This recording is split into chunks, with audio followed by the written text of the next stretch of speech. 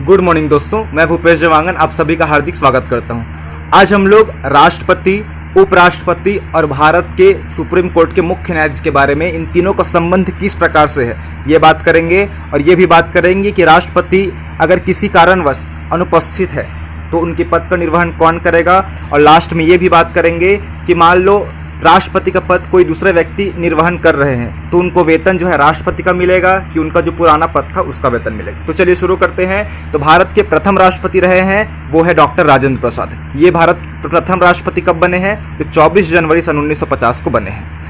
अब बात करते हैं, मान लो राष्ट्रपति किसी कारणवश अनुपस्थित है, अस्वस्थ है या कहीं बाहर गए हैं या फिर उनकी मृत्यु हो गई है तो राष्ट्रपति पद का निर्वहन कौन करेगा?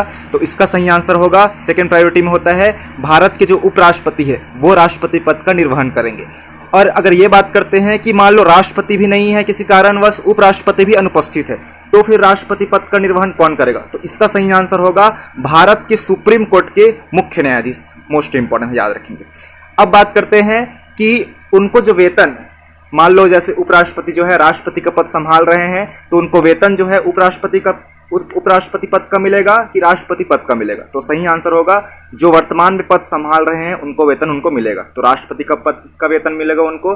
सुप्रीम कोर्ट के जो मुख्य न्यायाधीश थे सन 1969 के टाइम, मोहम्मद हिदायतुल्ला, कौन सी ऐसी कंडीशन थी कि उनको राष्ट्रपति का पद संभालना पड़ा? उसी की बात करते हैं। सबसे पहले बात करते हैं कि भारत के जो तीसरे नंबर के राष्ट्रपति थे डॉक्टर जाकिर हुसैन, ये जो है 1967 में राष्ट्रपति बने थे और 1969 में उनकी मृत्यु हो गई थी। तो 1969 में जो उपराष्ट्रपति थे उस टाइम कौन थे?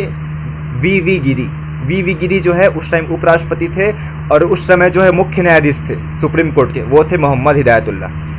वी गिरी जो उपराष्ट्रपति थे उन्होंने अपना पद त्याग दिया। क्यों त्याग दिया? क्योंकि वो राष्ट्रपति बनना चाहते थे। तो चुनाव होता है तो त्यागना पड़ता है पद, तो उन्होंने अपना पद खाली कर दिया था वी गिरी ने। अब क्या है, राष्ट्रपति का पद भी खाली हो गया था और उपराष्ट्रपति का पद भी खाली हो गया था।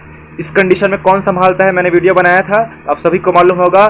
जब राष्ट्रपति भी नहीं है उपलब्ध और उपराष्ट्रपति भी नहीं है तो उनके पद की जिम्मेदारी कौन संभालता है? तो वो है भारत के सुप्रीम कोर्ट या उच्चतम न्यायालय के मुख्य न्यायाधीश। और उस टाइम उच्चतम न्यायालय के मुख्य न्यायाधीश कौन थे? तो मोहम्मद हिदायतुल्ला। तो मोहम्मद हिदायतुल्ला ने उस टाइम सन 1969 में कार्यवाहक राष्ट्रपति की भूमिका निभाई है। मोस्ट इंपॉर्टेंट है, याद रखिएगा दोस्तों, ठीक है। और उसके बाद मोहम्मद हिदायतुल्ला 1982 के टाइम उपराष्ट्रपति भी भारत के बने हैं। ठीक है दोस्तों, थैंक यू।